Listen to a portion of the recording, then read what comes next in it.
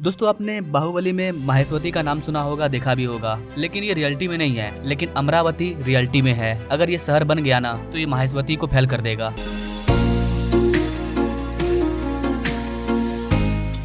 अमरावती चंद्रबाबू नायडू का सपना है। ये जो आप फोटो देख रहे हैं ये कोई हॉलीवुड फिल्म का सीन नहीं है, ये कोई फॉरेन लोकेशन नहीं है, ये अमरावती शहर का पिक्चर है। इस तरह के शहर को तैयार किया जाना था आंध्र प्रदेश में, जो कि आंध्र प्रदेश का राजधानी बनता। लेकिन जिस तरह से बाहुबली राजा नहीं बन पाया था, ठीक वैसे ही अमरावती ये शहर भी नहीं बन पाया है। लेकिन बाहुबली में भी कहानी में ट्विस्ट आया था और अमरावती में भी ट्विस्ट आया है, क्योंकि आंध्र प्रदेश तेलंगाना से अलग हो चुका है। 10 साल के लिए आंध्र प्रदेश की जो राजधानी हैदराबाद थी अब वो भी नहीं है। आंध्र प्रदेश की जो नई राजधानी है वो अमरावती को बनाया जाना है। यही कारण है कि आंध्र प्रदेश आज पूरे भारत में फेमस हो चुका है। हर जगह आंध्र प्रदेश की चर्चा हो रही है। आंध्र प्रदेश को विशेष राज्य का दर्जा देने का भी मांग उठ रहा है। तो आज के इस वीडियो में हम लोग आंध्र प्रदेश के टॉप 10 प्रोजेक्ट के बारे में जानेंगे कि किस तरह से आंध्र प्रदेश को बदलने के लिए, एक डेवलप स्टेट बनाने के लिए चंद्रबाबू नायडू की सरकार क्या कर रही है, सेंट्रल गवर्नमेंट क्या कर रही है, कितने सारे बड़े प्रोजेक्ट पर काम चल रहा है, लाखों में चल रहा है, करोड़ों में चल रहा है या फिर अरबों में चल रहा है। आइए इस वीडियो के माध्यम से जानते हैं आंध्र प्रदेश के टॉप 10 बिगेस्ट प्रोजेक्ट के बारे में। नमस्कार दोस्तों, मैं विकास और आप देख रहे हैं ऑल इंडिया पर।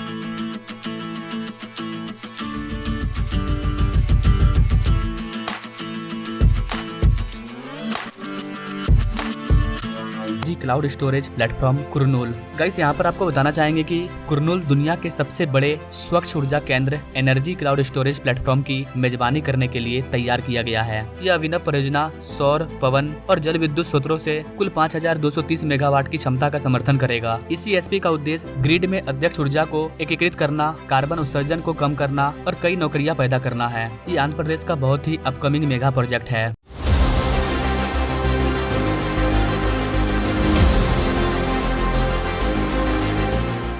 नंबर 9 पर है रामायपट्टनम बंदरगाह। बंगाल की खाड़ी के तट पर विकसित रामायपट्टनम बंदरगाह के 2025 तक पूरा होने की उम्मीद है। 2 चरणों में विभाजित इस परियोजना में ब्रेक वाटर, कवे वॉल और कार्गो हैंडलिंग सुविधा शामिल होगी। यह गहरे पानी का बंदरगाह विभिन्न प्रकार के कार्गो की सुविधा प्रदान करेगा और इससे हजारों नौकरियां पैदा होने की उम्मीद भी है। नेल्लोर जिले में रामायपट्टनम बंदरगाह का विकास जमींदार मॉडल के तहत किया जा रहा है। सरकार बुनियादी ढांचे का स्वामित्व लेगी और इसे निजी कंपनियों को पट्टे पर देगी। रामायपट्टनम बंदरगाह विकास निगम लिमिटेड द्वारा 3736 करोड़ रुपए की लागत से किया जा रहा है। नंबर 8 पर है विशाखापट्टनम आई। ऐसा आपको बता दें कि लंदन में जो आई है उसी से प्रेरित होकर के, उसी से इंस्पायर होकर के विशाखापट्टनम में विशाखापट्टनम आई एक शहर को तैयार किया जा रहा है, जो कि बहुत ही मनोरम दृश्य पेश करने वाला है और ये टूरिज्म को भी अपनी ओर आकर्षित करेगा। कपुला पपाडा में स्थित इस परियोजना में भोजन की सुविधाएं होगी और ये क्षेत्र की 3 महत्वपूर्ण पर्यटन परियोजनाओं में से एक होगा। ये आंध्र प्रदेश का बहुत ही अपकमिंग प्रोजेक्ट है। इसको लेकर के अभी कोई भी पूरी डिटेल नहीं आई है। जैसे ही डिटेल आएगी मैं अलग से सेपरेट वीडियो ला दूंगा।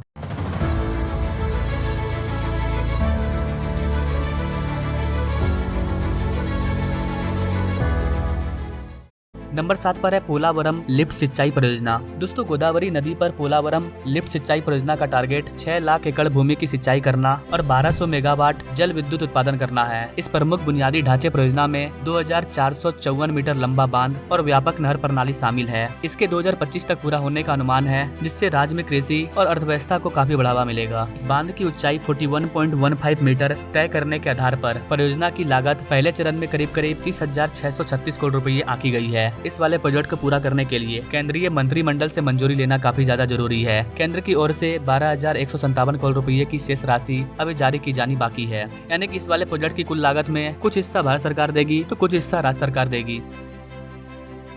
Chittoor Thatchur express way. Chittoor Thatchur express way 117 kilometre लंबा ग्रीनफील्ड हाईवे होगा, जो भारतमाला परियोजना के पहले चरण का हिस्सा होगा। इस परियोजना में पुलों और इंटरचेंज सहित व्यापक बुनियादी ढांचा होगा और इसका उद्देश्य यात्रा के समय को कम करना और आर्थिक गतिविधि को बढ़ाना है। इस वाले एक्सप्रेस वे की लागत 3198 करोड़ रुपया बताई जा रही है और उम्मीद है कि इस साल के अंत तक ये पूरा हो जाएगा। विजयवाड़ा हवाई अड्डा नया टर्मिनल। गाइस विजयवाड़ा हवाई अड्डे का विस्तार किया जा रहा है। 35,000 वर्ग मीटर का नया टर्मिनल नए तरीके से बनाया जा रहा है, जिसे यहाँ पर विस्तार करते हुए अतिरिक्त 1200 यात्रियों को संभालने के लिए डिजाइन किया गया है। इसका निर्माण 2018 में शुरू हुआ था और अब तक इसका मात्र 20% काम पूरा हो पाया है। इस वाले हवाई अड्डे के विस्तार से हवाई अड्डे की कैपेसिटी और दक्षता में वृद्धि होगी, जिससे घरेलू और अंतर्राष्ट्रीय दोनों तरह की यात्रा को बढ़ावा मिलेगा। हवाई अड्डे पर नए एकीकृत टर्मिनल भवन और संबंधित कार्यों के निर्माण की परियोजना की अनुमानित लागत 611 करोड़ रुपया है।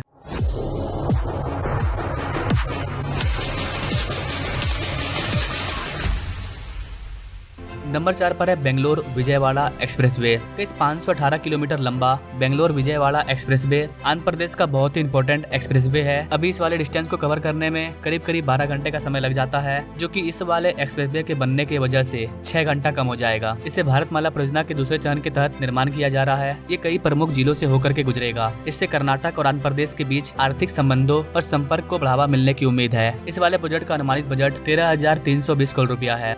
नंबर 3 पर है विशाखापट्टनम लाइट मेट्रो। इस विशाखापट्टनम लाइट मेट्रो में 4 कॉरिडोर होंगे, जिनकी लंबाई 79.91 किलोमीटर यानी कि करीब 80 किलोमीटर होगी। इसमें टोटल 31 स्टेशन होंगे। पहले चरण में 2 कॉरिडोर होंगे, जिनकी कुल लंबाई 42.55 किलोमीटर होगी, जिसे कि 2028 तक पूरा करने का टारगेट रखा गया है। यह परियोजना शहर में सार्वजनिक परिवहन को आधुनिक बनाएगा, यातायात की भीड़ को कम करेगा और वायु गुणवत्ता में सुधार करेगा। आंध्र प्रदेश सरकार ने पहले ही इसके लिए 14,309 करोड़ रुपए की अनुमानित लागत तय कर दी है।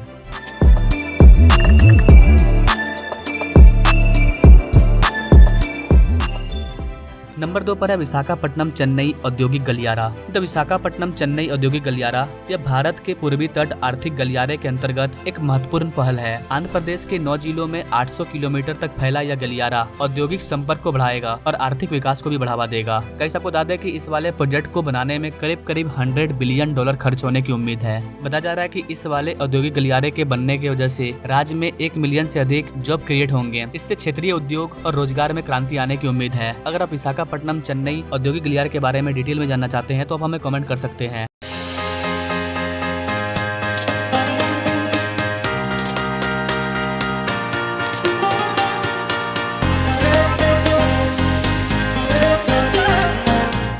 अब आते हैं अमरावती के नंबर 1 प्रोजेक्ट पर, जो कि अमरावती का सबसे इम्पोर्टेंट प्रोजेक्ट है, जिसके बारे में आप सभी ने कभी न कभी सुना ही होगा। जी गाइस, मैं बात कर रहा हूँ अमरावती की। अमरावती जो कि आंध्र प्रदेश की राजधानी होने वाली है। ये शहर 217 वर्ग किलोमीटर में फैला होगा, जिसमें शुरुआती बीच राजधानी क्षेत्र करीब 17 वर्ग किलोमीटर का होगा। गुंटूर जिले में स्थित यह शहर 5.8 लाख की अनुमानित आबादी के साथ एक प्रमुख शहरी केंद्र बनने की ओर अग्रसर है। विकास का उद्देश्य कृष्णा नदी के किनारे उपजाऊ भूमि का दोहन करना है, जिससे राज्य की कृषि और आर्थिक संभावनाओं को बढ़ावा मिलेगा। चंद्रबाबू नायडू के लिए यह बहुत बड़ा चैलेंज है कि अमरावती प्रोजेक्ट को समय पर पूरा कैसे किया जाएगा, क्योंकि जब इस वाले प्रोजेक्ट की नींव रखी गई थी उस टाइम इसका लागत 50,000 करोड़ रुपया था। लेकिन चूंकि 10 साल में यह नहीं बन पाया, अमरावती में सरकार चेंज हुई और इस शहर का काम अधूरा छूट गया। जिस जगह पर एक अच्छे शहर को बनना था, वहाँ पर मक्खड़ और मक्खियों ने भी आना छोड़ दिया। पूरा तरह से ये बर्बाद हो गया। ये पूरा सपना ही टूट गया। आपको बता देगा इसकी किसानों के द्वारा सरकार को जो दिया गया जमीन है, उसके मामले में ये नंबर 1 पे था। पूरे भारत में अब तक किसानों के द्वारा इतना बड़ा जमीन सरकार को नहीं दिया गया था,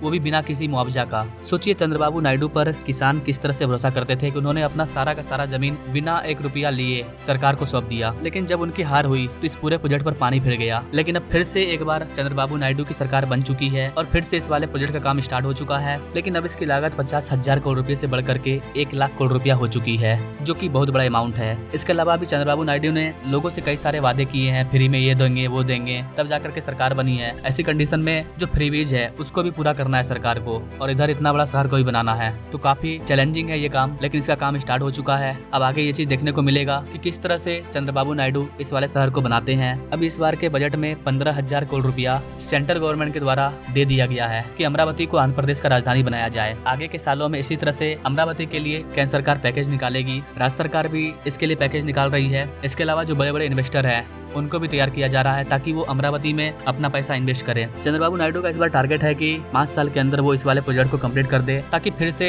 सरकार में चेंज होती है तो ये अधूरा न रह जाए। हालांकि ये तो अब आगे देखने को मिलेगा कि किस तरह से इसका काम चल रहा है। अगर अमरावती शहर को लेकर के कोई बड़ी अपडेट आती है तो उस पर मैं अलग से सेपरेट वीडियो ला दूंगा। आज की वीडियो मैंने आपको टॉप 10 प्रोजेक्ट के बारे में बताया, लेकिन इसके अलावा भी आंध्र प्रदेश में और भी कई सारे बड़े बड़े प्रोजेक्ट पर काम चल रहे हैं। अगर आप चाहोगे तो मैं आंध्र प्रदेश पर पार्ट 2 ला दूंगा। बाकी मिलेंगे नेक्स्ट वीडियो में एक नए प्रोजेक्ट के साथ। तब तक के लिए जय हिंद।